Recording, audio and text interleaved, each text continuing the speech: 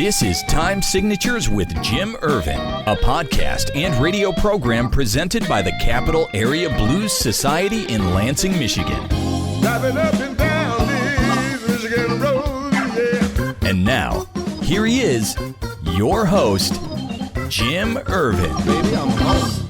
Well, thank you so much, Parker, and welcome to Time Signatures. I'm your host, Jim Ervin, and today's guest is a fellow broadcaster celebrating an impressive more than 50 years in the business.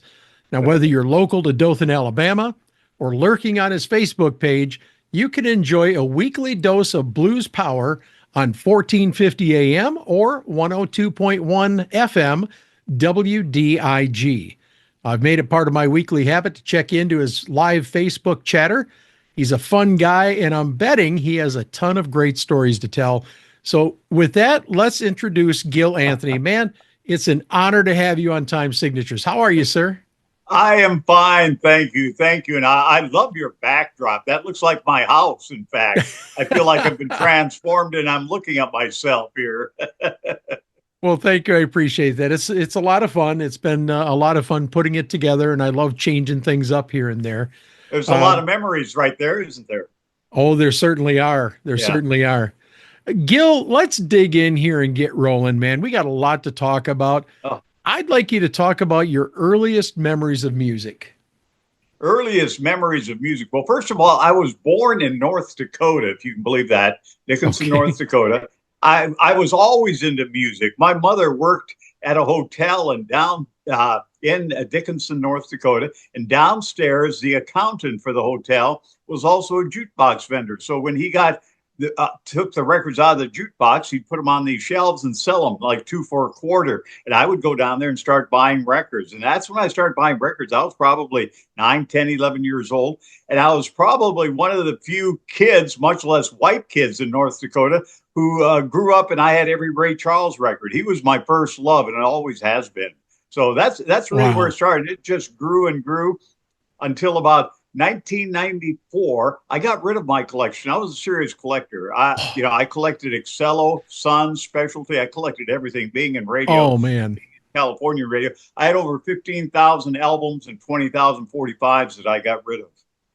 So, but I've always loved it. Always have loved that and sports. And what a combination to have a love for sports and a love for music and end up in radio. So there was no other choice. Now, Gil, do you kick yourself for getting rid of all that vinyl, or was it time to move on? It was time. It was sort of time to move on because I had some in storage and that. And I thought, okay, I have not listened. What happened back in the day when I was in radio in California? That was the heyday of records. I'd go down to the Sunset Strip. I worked in Santa Maria, Lompoc, Santa Barbara area. And I'd go down to the Sunset Strip and go visit the record companies. And they just always ask you how many copies you want of everything. So I'd always get one for me, one for the radio station, and one for anybody else at the radio station that wanted one. So 60% of my stuff was still sealed. It never been played because I played it at the radio station. And I've been fortunate, back in the day to meet a lot of great people, even just in California. But I moved out here in Alabama in 1979, and I worked country radio. I was watching the Opry 100 the other night on television. And I was telling my wife how fortunate. I was telling her a Ronnie Millsap story. I worked with Ronnie Millsap. I was telling her a Charlie Pride story. I was telling her an Alabama story. And it just, we may not have much money in radio, but sure have a hell of a lot of memories, great memories.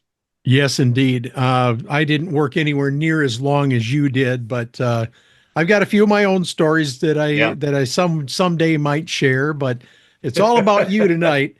Now, I have to ask you, Gil, was working in radio something that you always saw yourself doing when you were a young man? And I'm asking because I have a few vivid memories of me doing some DJ type stuff when I was about 9 years old. I'd rip and read newspapers. I'd talk about the weather. And then I'd introduce songs on my record player using a walkie-talkie to transmit to the world. Any of that sound familiar to you?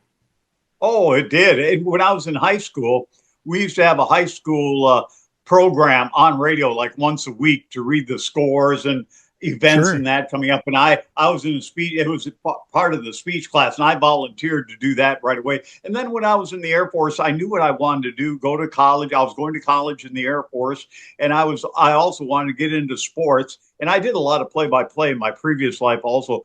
So I'd be out where I was working. I'd be reading the newspaper out loud. I'd be reading sports. I'd be reading the box scores, just anything. And I'd be doing it out loud and always practicing. When I was going to college, I'd go watch them practice basketball, and I do the play-by-play for their practices if they had scrimmage, just doing that to myself. So it's been something that, I always did that. And I always read it out loud, just be cognizant of what you were reading, how you were reading it, just, so it made sense to not only you, but to somebody who was listening and nobody was listening. Yeah. Now, I also had a radio experience in high school. We actually had a high school radio station at Bay City Central. WCHW, 93 FM and or 91.3 FM. That's what it was. And got a little bit of experience doing all of that when I was a kid. Now, I want to talk about how you got your start when you first got your initial jump in the business. Talk about how that presented itself and how long did that first stint last? Well, believe it or not, I went to school. I was going to school in San Francisco. And I got a job. I thought, okay, I want to be in radio. Back then, I don't even know if it exists. Radio and Records, does it even exist anymore? The trade magazine. I don't know. I put a thing out there, and I got a job back in North Dakota. Oh my gosh! It was KDAK in North Dakota, in Carrington, North Dakota, which is sort of in the middle of North Dakota. And I went there. Was newly married. My wife had. I think she had one more year of college left. And we went to North Dakota in October. Well, as soon as the snow melted, we were back in Santa Barbara in April. I was there that long. And it was back then when we had block programming. You had 2 hours of rock music, 2 hours of country, 2 hours of farm news. You had news every half hour. Oh boy. You just had block programming. And that I really learned a lot there because I've always loved all kinds of music. So you got to experience that feel of a small hometown. And then when I came back to California, luckily I landed up in Santa Barbara, and that was a cool situation to be in. And that's where it really got rolling. And I've worked at a lot of stations, did a lot of, I also did play-by-play. I loved sports. So I did a lot of college, high school play-by-play in California, here in Alabama. In fact, I'll never forget that. I was thinking about that this afternoon while I was thinking about talking to you. Very first football game I did, we were at Lompoc, California, north of Santa Barbara. It's a town of about 50, 60,000 back then. And we were playing a team from Los Angeles area, and they had a lot of Samoan and Hawaiian names on the team. And I got the roster like 2 minutes before kickoff. I didn't even have time to prepare. And I had no idea how to pronounce any of these names. And the next day in the newspaper, I just got ripped by the columnists. Get somebody who knows something about the game, who knows how to pronounce these names. And oh my gosh. So I'm a firm believer. From then on, I was always prepared. Doing games, whatever sport, I've covered a lot of sports. I would always be prepared. I'm always set up at least an hour and a half before a game because I want to be prepared. And that I learned the hard way. You learn people's names. You just come in fully prepared. And really that's where it started, was in California. I worked up and down the coast. And like I say, I moved out here in Alabama in 1979.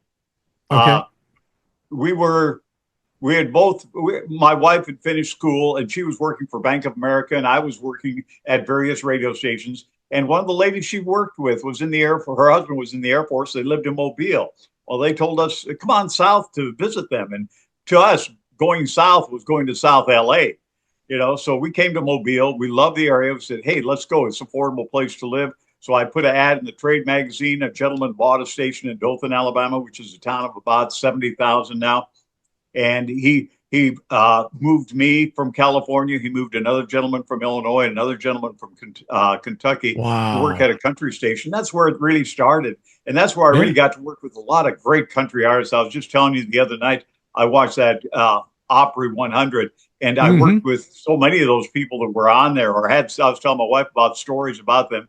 Not that she really knew who any of those people were, but I've been blessed to work with country, and then I got into blues in 1995, and from there on out, it's been a little bit of everything. In fact, Now, I would like to talk about the blues for a minute, Gil. yeah, Obviously, you have not always worked in the blues like so many others. You did a lot of dial and genre hopping along the way. Is that correct?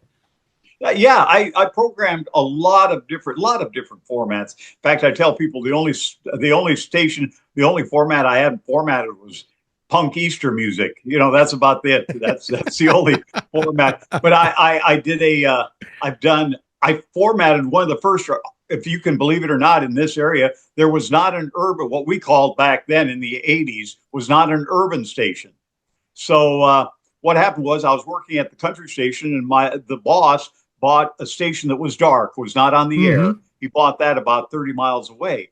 And we put that on the air. We were easy listening back then, the Commodores, Anne Murray, that type of thing. Sure. And then at night, I hired this gentleman called Dr. J, and he would play R&B, soul, jazz. He mixed it all up, starting at 6 o'clock at midnight.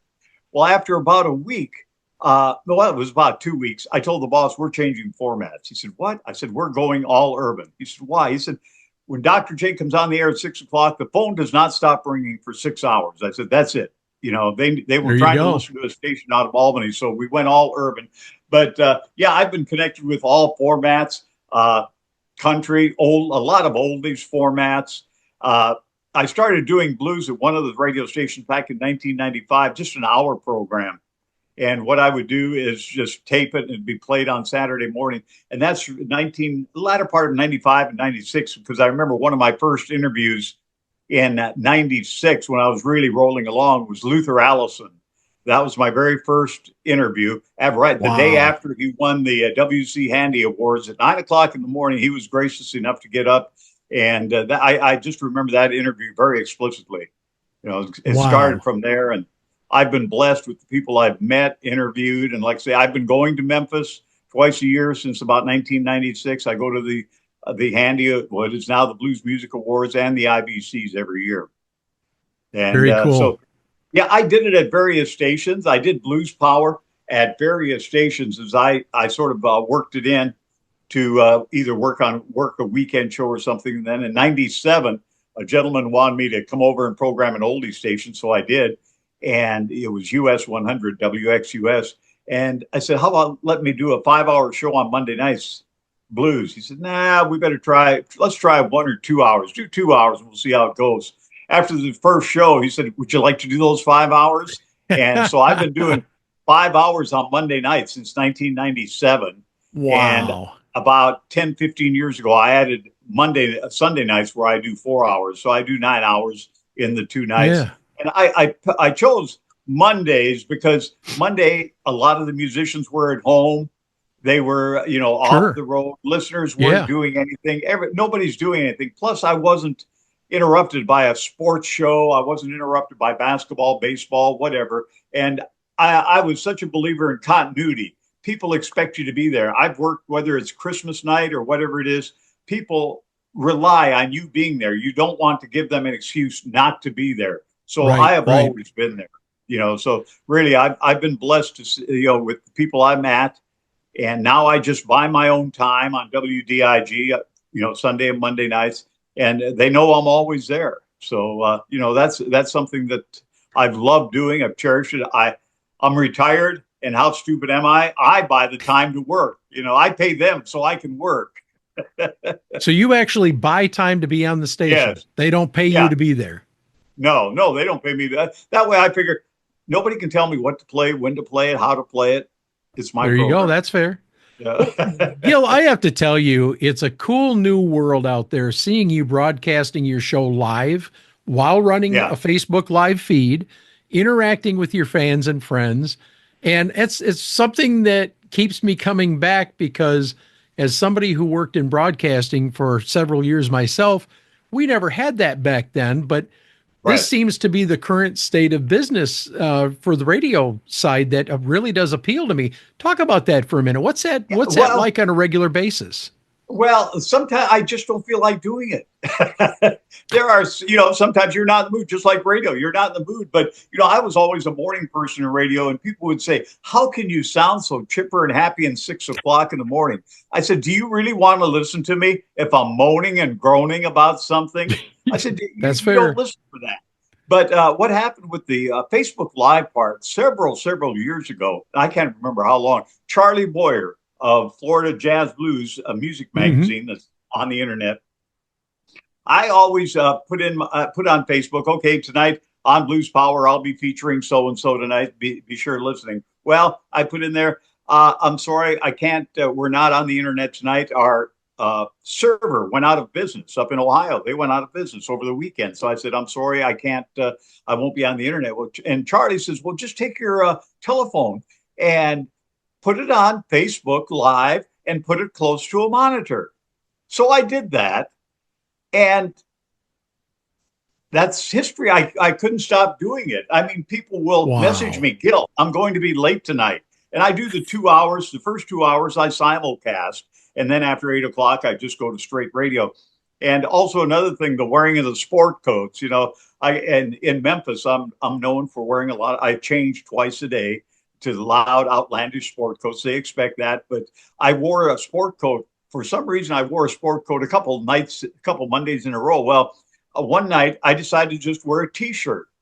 And then I got a message, well, Gil wasn't on Facebook tonight. He must have taken the night off. Some guy wearing a T-shirt was there. So, and, it's become a great way for listeners to interact with the artists, because if you've seen it, you see a lot of the artists drop by. Janova Magnus drops by, TC, Tony Coleman, all these friends of mine drop by, and I'll go, oh, there's Sugar Ray Rayford. Let's play a song by him. And then someone in the audience, I like that, Sugar. And they start interacting. And that helps build a relationship between the listeners, because sometimes that's the only interaction the listener gets with the artist is just by what they hear, and vice versa. All of a sudden, Sugar, Tony Coleman, Tony Bronigal, whoever gets a brand new fan. So it's a two-way street for everybody. And then people start joking. We have a Flamingo No Pants Monday. Don't ask me how that started, but that started. That is my very next question, Gil. That's my very next question. Talk about it, man. Go ahead. I have no idea. I have no idea how that started, if there was alcohol involved or what. But all of a sudden, we're doing Flamingo No Pants Monday. And it started up by, okay, there's so-and-so. No pants. Don't stand up, please. Oh, you stand up. You can stand up. You're all right.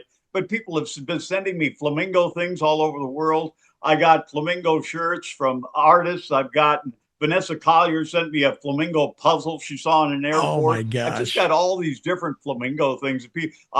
Tony Gerasi sent me a flamingo neon light, so I've got all kinds of flamingo things going on. And it's just another thing people have fun with. I figure, doing my show, if I bring a smile to your face or do something ludicrous or whatever it might be, I've done my job, because there are some people, that, hey, that's what they need. They need that uplift. They say, God, this is what I needed, to get with my blues family. And I always say, just like going to Memphis and just like being on Facebook Live, I said, this is part of the blues family. And I always compare it to a family reunion.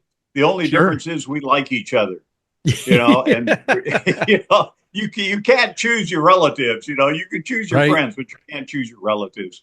But that's really basically how it started. It just goes on, and people love it. I don't know how many pairs of flamingo sunglasses I've had through the years. Everybody's sending me some, but I appreciate if they took the time out to send it to me. I appreciate it. I love every one of them. I really do. Well, I think that's a lot of the reason why I've made it a part of my day on Sunday and Monday. I try to slip in either one or both of those days, just even if I'm only there for a few minutes. I mean, last time I was in there was Monday. And of course, you told me not to stand up because it was No Pants Monday. And I got to talk to Sean Murphy, who I just, thankful to you, was able to interview. Had a wonderful interview with her, and that's coming up. I mean, I've had a lot of fun just popping in there because you remind me a lot of myself. I like to just have a good time. And it seems like that's what you want to do when you're on the air is Yeah. just have a good time, you know? Yeah, I've Now, been blessed. I'd like to say I've been in radio for 55 years, and I've been fortunate at this phase of my life. I've never had a job in my life because it's not a job if you love it, and I love it. right. I mean, say Blues Power, I probably have missed up until I've started. Now during the BMAs, I'll tape a program, but I probably missed maybe 3 programs, maybe 5 programs total, even excused absences, signed Epstein's mother. But I have probably missed 5 programs in 20 some years. And one of them was due to Wow. open heart surgery. And Wow. Yeah, well, another you one had a was reason. senior night for my son at his college basketball game. And really, that's only the only 2 unexcused absences I've had. That's Yeah. crazy. But that speaks very highly of the work ethic and the fact that you really enjoy what you're doing. Oh, yes. Gil, I need to turn the page for a minute here. Yeah. I have to imagine that you've had some great interviews along the way through the years, man. Any good stories to share? Whew, where do you want to start? Wherever you I want, mean, man. You're I driving. have, let's talk about Sean Murphy. I remember the first time I met Sean Murphy. I had been playing her music, and this was quite a few years ago. This is probably 12, 13 years ago. We've become dear friends. She comes here. I've stayed at her house. Our wardrobes look a lot alike, but I remember the first time I met Sean, I was walking down Beale, and I was walking by this place where the IBCs were going on, and a gentleman was having a cigarette outside. I said, "Is that Sean Murphy inside?" I sort of recognized her. She was sitting up against the wall by the glass. And he said, "Yeah." And so I went and introduced myself. I was intimidated by her because I knew her history and everything. And I just Sure. went up to her and I just introduced myself, and we started talking. We became instant friends. And we have been really close friends. I've got a Sean Murphy wall. If you ever come down to South Alabama, I'll show you with a whole Okay. lot of things. But there are so many people I've been blessed with. I became close friends with Ruth Brown. Ruth Brown, the last 15 years of her life, we talked probably once a week. We laughed, Wow. cried, everything together. I mean, I've got a Ruth Brown wall. I've got enough for 2 walls for her. But she was just such a dear friend. We just talked about everything. And I heard those stories. Jim Gaines, I don't know if you know Jim Gaines, the producer who just passed Yeah. away. Jim produced, him and I were such close. I got to tell you a story about him. Jim and I have October 2nd. We have as celebrated as our birthdays. We call each other. I'd call him most of the time. We'd sing happy birthday to each other. Well, his wife, Sandy Carroll, who's a great songwriter, probably most remembered for Just As I Am by Luther Allison. But her birthday and my son's birthday fall on Halloween. So we've got October covered. But Okay. one of those things with Jim, one of the greatest storytellers. Just look up his track record. The new releases he produced the last one by Ronnie Baker Brooks, of course, Johnny Rawls. He worked with Carlos Santana for 30 years. Stevie Ray Vaughan's Wow. In-Step album, Huey Lewis and the News. The list goes on and on. Anyway, it's one of those things that you're always glad you did. This last May, they have been bugging me to come by their house. They live up northwest of Muscle Shoals. So on my way to Memphis, I went and stayed with them. And Jim and I just sat up and talked. And excuse me, I get a little emotional talking about Jim Gaines. But we just sort of reflected on the kind of life both of us have had. And Yes, sir. Jim passed away in October. And it was one of those instances, you're glad you went to see somebody because you always say, well, I'll see him next time.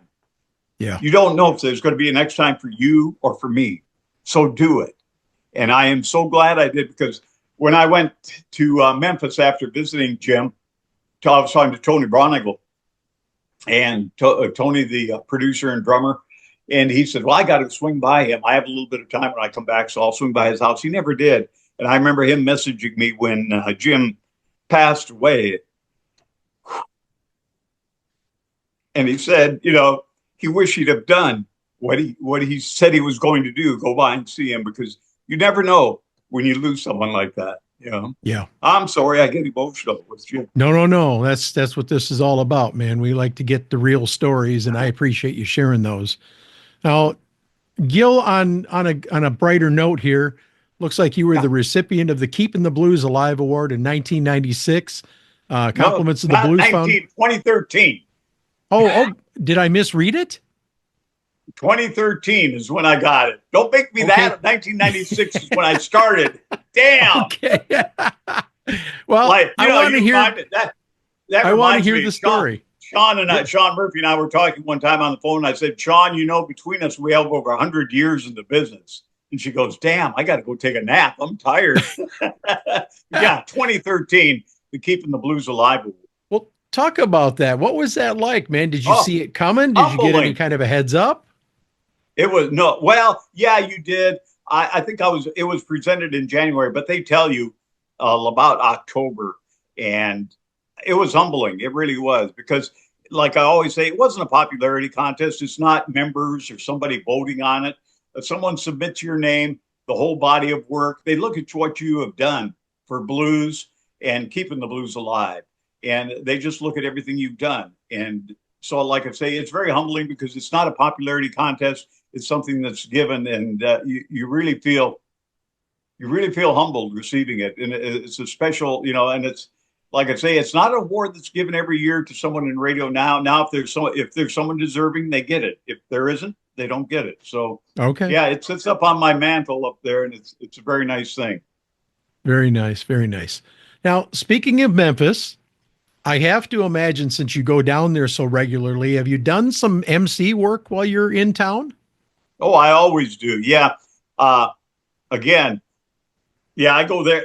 I do a lot of it during the IBCs because Gina Hughes, who has a Galaxy agency in Nashville, she always has showcases at BB King. So I volunteer to go over there because it's just fun to be with everybody. Like I say, we've been in the business long enough. We've heard the music. The music is great. But what I love, and what all the other entertainers love, we love the camaraderie. We love to sit in the hotel lobby till 3, 4 in the morning and talk. We love to just mix with each other, because I say we're family. We only get to see each other a couple times a year where someone isn't unloading or, loading up or whatever. They're going on stage. So this is a perfect relaxing time. And yeah, you get to meet a lot of new people during the IVCs, especially when I work. I try and help Gina out because she does so many good things for the Blues Foundation, for the blues community, and I figure that's my little part that I can do because I love it, and I love to see these young people be part of the IVCs. As far as May is concerned, during that, if they need me, I do it. I was fortunate enough, Teeny Tucker, who's a dear friend of mine, and I were presenters at the BMAs a couple of years ago, and that was always a great experience because, it's just like giving a gift to a member of your family. That's what it is, And so, yeah, I love it, and it's a great time. In fact, we're counting down the days now. I think we're down to 50 days before I leave for my trip, usually for the BMAs consists of going to Clarksdale on Monday. Have you ever been to Clarksdale? I have not. Oh, you need to go. I'm working on it. The first place you have to go is Bluesberry Cafe to see Art and Carol Corvero. Hang out there because Watermelon Slim will set you on your table. You'll have Deke Harp come in. Heather Cross plays there. Stan Street. And it's just family atmosphere. And I hang out and stay at the Shack Up Inn, which I've done for years. I'll stay there. And then Tuesday morning, head to Memphis, hang out in the lobby, waiting for everybody to check in and that type of thing. And a couple of times we've gone down to Beale on Tuesday, and it's full of tourists. And we say, let's go back to the lobby. There's more happening in the lobby at the Sheraton than there is on Beale. And there is. Everybody starts checking in. And like I say, it's just the family reunion starts on Tuesday night when everybody starts coming in. And we just sort of hang out, tell stories, and nobody wants to go to bed because they're all afraid they might miss a story. I remember one year after the BMAs, we're sitting there talking. They closed the bar, so we moved a few feet over in the lobby and keep talking. All of a sudden, in the foyer of the hotel, a jam session breaks out with Ronnie Earl on guitar, and Anika Chambers was in there singing, and Paul Delorier was playing guitar, and Diane Blue is singing, and just all these. You never know what's going to happen.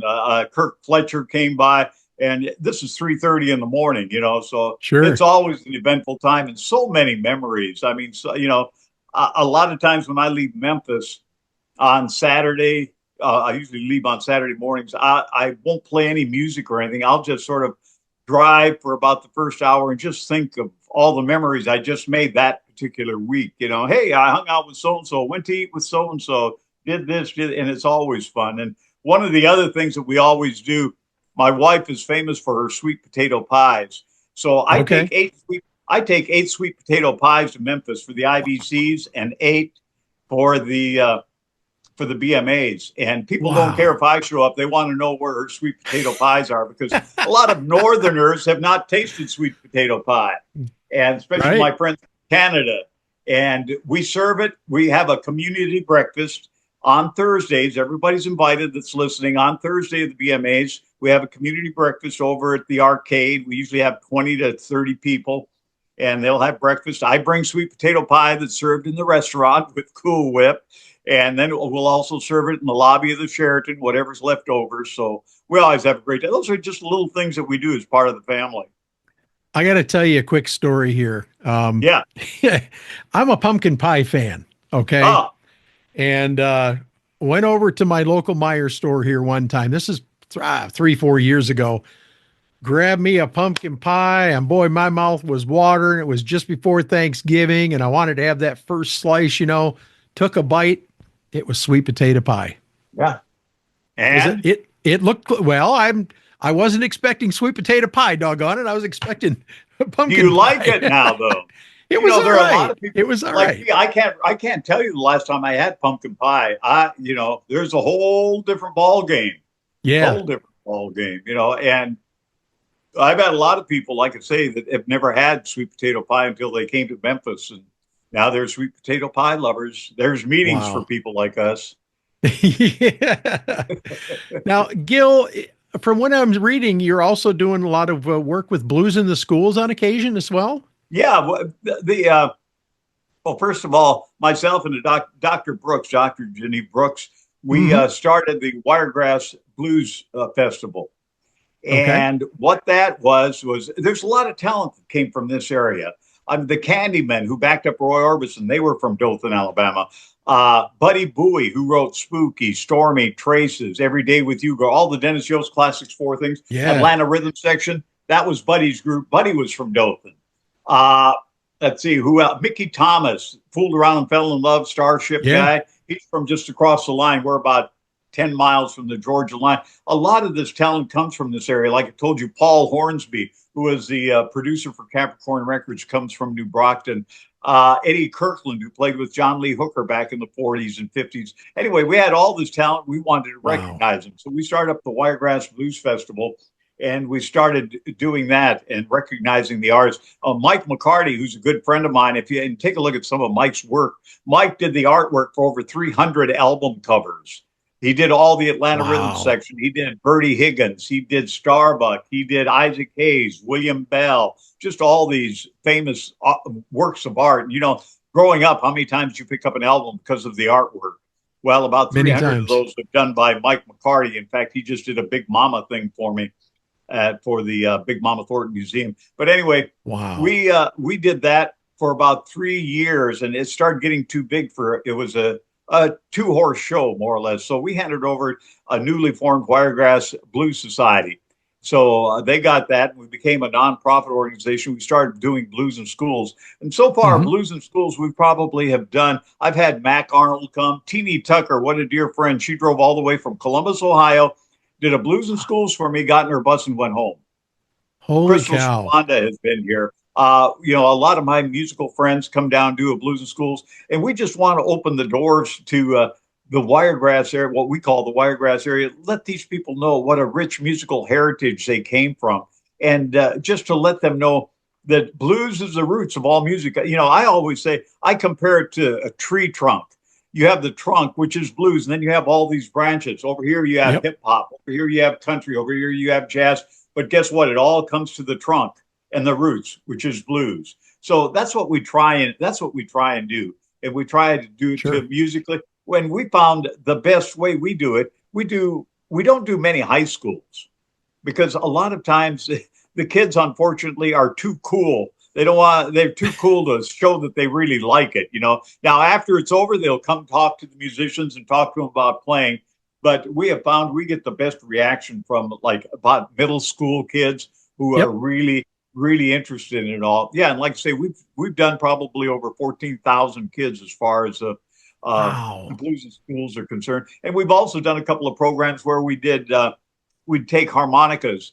And one of our members was a good harmonica player. And we go to like the Boys and Girls Club. We'd go to Hmm. places that have after school programs, give them a harmonica, and just let them have fun with it and just expose them to music. Because to me, there are only two kinds of music, good and bad. I don't care Yep. what format it is. I mean, there's terrible blues music, there's good music, in every genre.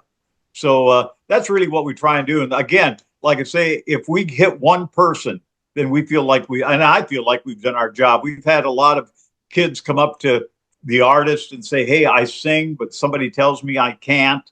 And they just want a little advice, a little reassurance, and this type of thing. So this is really what we're looking for. And I think most of the time we've done our job. We've done pretty good. Very cool. All right, man. You knew this was coming. Yeah. What was your most embarrassing blooper in the course of your broadcasting career? Ooh, I didn't know that was coming. Uh, well, there's a couple. Okay. There's a All right. couple, not really embarrassing. One, you just don't know what to do. One, believe it or not, was in sports. I'll tell you one about sports. I was doing a high school football game, and we were going to have a parachutist right here at Fort Rucker. This is we're close to Fort Rucker, which trains all the helicopter pilots for the armed forces. Okay. And we had a skydiver, something was going to drop the football in right down in center field, in the middle of the football field. And he comes in his parachute, and all of a sudden the wind got him. And he flew over the stadium and landed in somebody's backyard. And for some reason, I got this visual of Martha and John sitting in the backyard. He's having a beer, and damn, Martha, look at what just landed here. I mean, the visual got me, and I started laughing.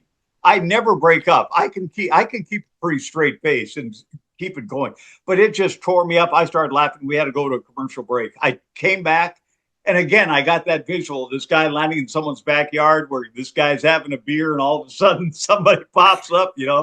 That I lost it forever. Then another time was in music. I was interviewing this German artist, and I can't remember his name, but they can use expletives in radio in Germany that we don't use over here. Okay. And yes, and he gave me the F bomb about 4 times on the air live. No. And I did, and he didn't. We went to a commercial break. I said, "What are you doing?" He said, "What did I do?" I said, "You just used the word, the F word." He goes, "Oh, well, we can do that." Oh, I've got one. Yeah, here's one for. Do you know who Paul Osher was? Paul was the first. Paul was a good friend of mine. And for the people that don't know, Paul was the first white guy to play in Muddy Waters' band.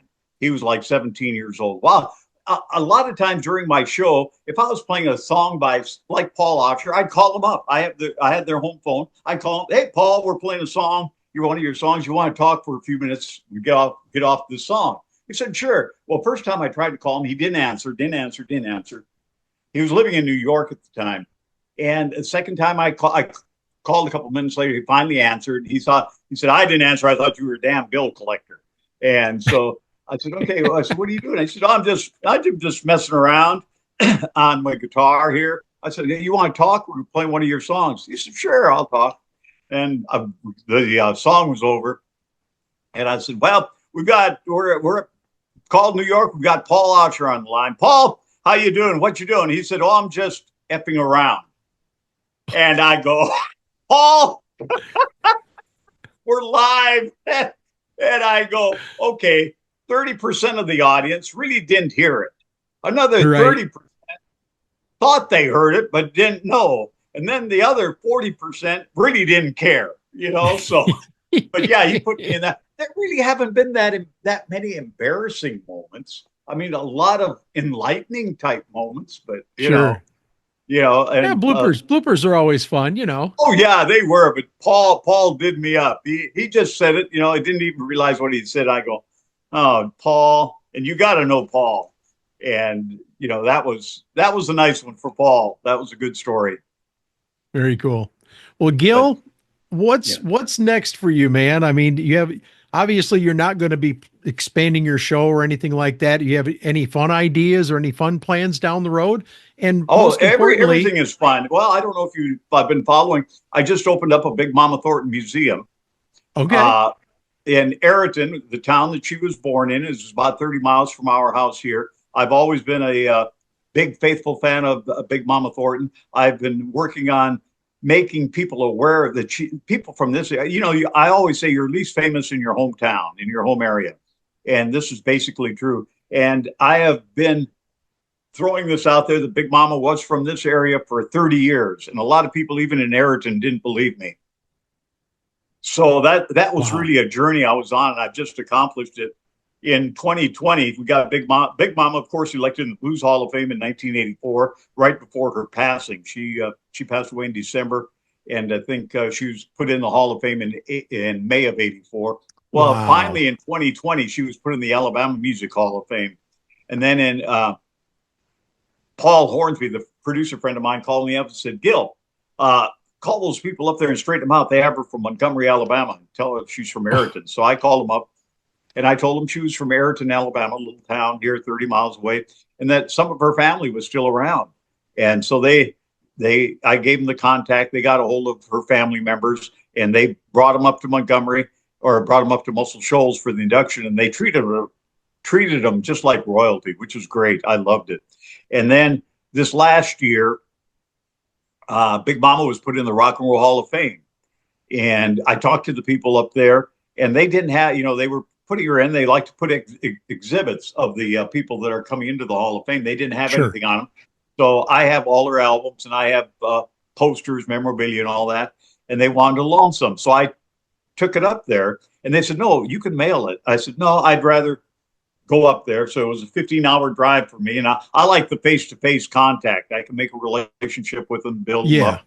And I had more plans in store. So when I went up there, donated it to them and lent them the albums. I'll get the albums back in a couple of years.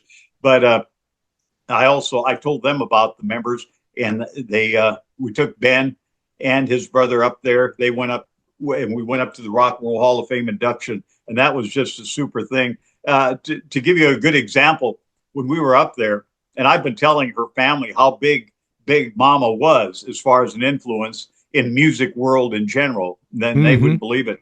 Well, we were at a VIP party the Friday night before the induction, and anywhere we went, I'd always tell them, "Well, we're with the Big Mama Thornton contingent." And they go, "It's about time. It's about time she was put in, all these people."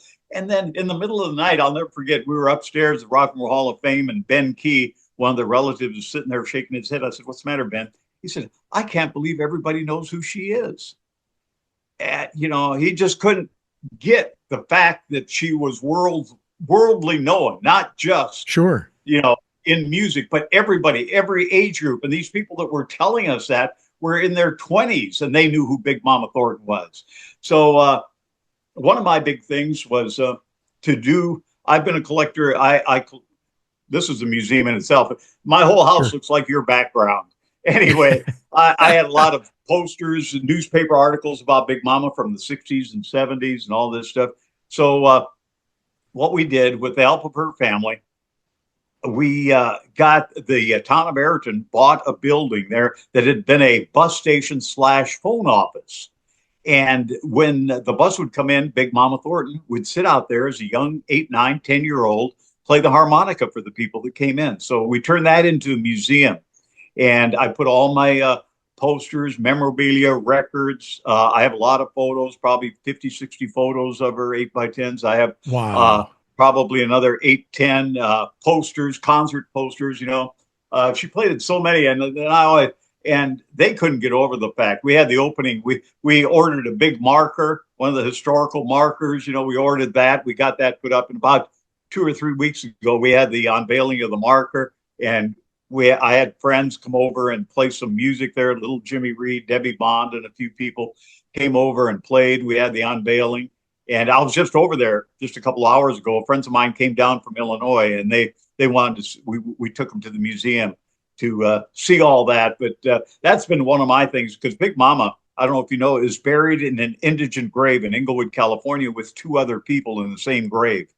Oh, And wow. yeah, that's what they did in the 80s, indigent graves. I mean, and we wanted to move her remains back to her hometown, but you have to get permission from the other two estates. You have to rebury them. So there's a lot of red tape involved, and I'm not a red Wow. tape type person.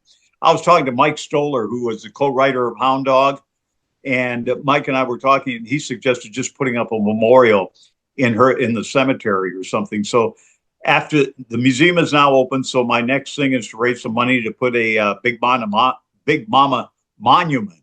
Say that 3 times anyway in the cemetery at the church in her hometown, and that's probably one of my projects. I got one of the projects achieved, Wow. the Big Mama Thornton thing, and that was a big thing in my life as far as I was concerned. Indeed. So I got that accomplished. I'm happy. And you know what's happy about the whole thing? I love to watch the family and just to see their reaction, just like when they were at the Alabama Music Hall of Fame, when they were at the Rock and Roll Hall of Fame, to just watch them. Then I feel like I've done my job, to see how much they enjoy this. They weren't aware of it. In fact, they when they have spoken about it, they always say Gil brought Big Mama back to life. She was dead as far as our family was concerned, but he brought her back to life, and that's probably one of the greatest compliments you could get. Sure. You know? I'll tell you what, if you ever get a chance to talk to Walter Trout, ask him about his Big Mama Thornton story.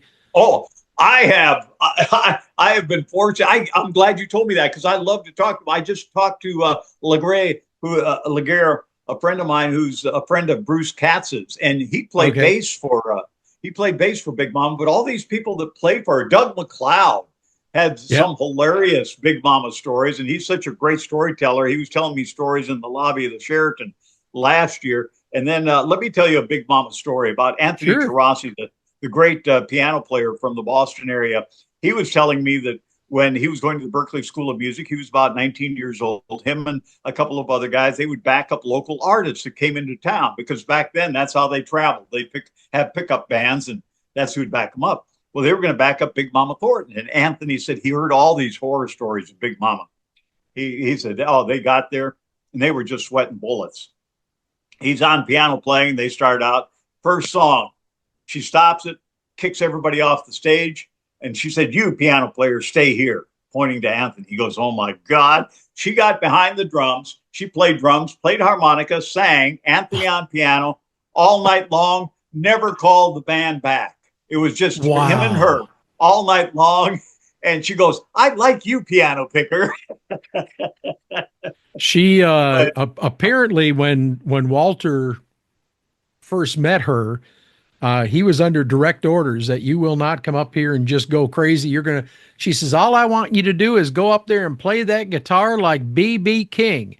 And he said she went up and introduced him. She says, this is my guitar player, Walter, and he's going to play this guitar like B.B. King. And I guess he must have done it to her satisfaction, because he played with her for quite a while. So, yeah. Gil, yeah. While we're talking about the museum, let's have you put the website out there if you have that, or some information. And also, what about you? You have a website, Facebook page? Tell people where they can find you too. I just have the Facebook page. I don't have a website. We don't have a website for the museum yet. We're establishing when we're going to be open and this type of thing already. Various individual groups. I talked to one of the gentlemen who's the head of the music department here at a local college. He wants to take his whole music class over there. We'll be glad to do that. But we're going to have contact information up pretty soon as far as that's concerned. They can friend me on Gil Anthony Facebook. You know, I'm so lonesome, I'll take anybody as a friend. So he took me. Yeah. No, but if people love the blues, they love music, and don't take life too seriously. We want them to come and join us, because it like I say, it is an experience for people who aren't associated with people. I mean, and that in dealing with artists, they're just like you and I. They put their pants on one leg at a time, and they're working people just like we are. Except for No Pants Monday.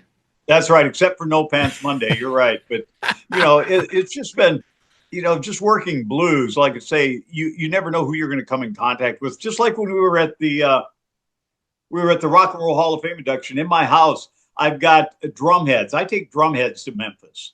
You might try this. And I got drum heads, and I take them to Memphis, and I probably have about close to 60 drum heads with 20 to 30 autographs on each one. Wow. Everyone from B.B. King to Willie to whoever. But I had taken a drum head to the VIP party in Cleveland, the Rock and Roll Hall of Fame, and we're sitting there having a drink, and a guy sitting there with a sort of a sports jacket, he was a leather coat on. He comes up to me and said, "You a drummer?" I said, "No." I told him what I did. He said, "Oh, I'm Vinny Lopez, the drummer for E Street Band." Wow. And we started talking, and he told me how Bruce Springsteen got with him and Clarence Clemens, because they needed a singer. So they got Bruce Springsteen to sing for their band, you never know who you're going to run into. And Indeed. So it's been, like I say, you talk about interviews and that. I've had the fortune. Unfortunately, a lot of my people that I've had on the show are no longer with me. And, people like Eddie Clearwater, there are a lot of the old artists I found out that just love to be appreciated. And I've developed good relationships with them. I'll call them on their birthday or just to say hello for no reason at all. Because, like Dorothy Moore, who did Misty Blue, her and I are close friends. Our birthdays, we were born in the same year. Our birthdays are about 8-9 days apart, but I'll call her on her birthday or whatever, or on Thanksgiving right around then, and just keep that relationship going. Can I move for just 1 second? I've got to show you something. Can I do that? Sure. Okay, just keep talking. I'll be right back.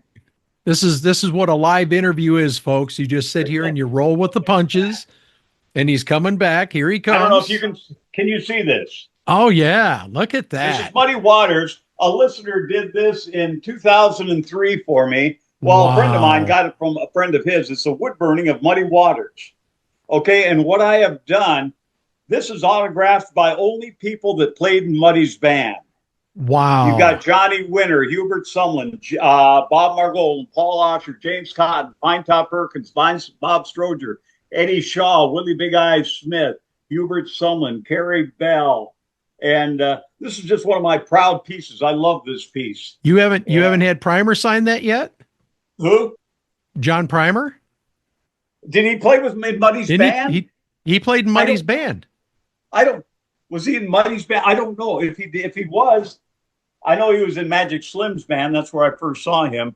I believe he was with Muddy before. He was one of the last band leaders. Played guitar. I'm glad you told me that. I'll have the only other person that's missing that's still with us is Jerry Portnoy. As you can see, Johnny Winter, Paul Osher, James Cotton, they're all passed away. In fact, Big Bill Morganfield signed it Daddy, Big Bill Morganfield. Wow. But we were talking about that at lunch today. Pinetop Perkins, Bob Stroger. Yeah, Bob Stroger is still with us. Most of those people have passed away, unfortunately. I don't know if you can see just to the left of the sign here, the little square. Yeah. That's Pinetop Perkins CD signed by him. Oh yeah, yeah. That's one of my prized pieces. Like I say, I have so much of this kind of stuff. A friend of mine gave me piano keys, all the keys from a piano.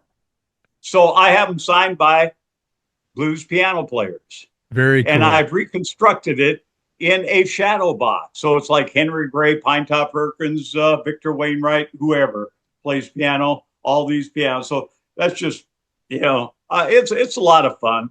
My wife, she doesn't know what she's going to do with all that stuff. Well, Gil Anthony, it has been a pleasure having you on Time Signatures today, sir.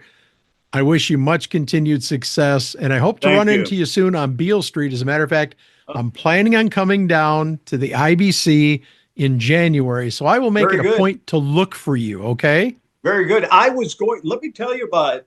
I missed the IBCs this year, first time in 16 years. What happened was a couple of days before I was supposed to leave, I woke up one morning and I was seeing double in my left eye.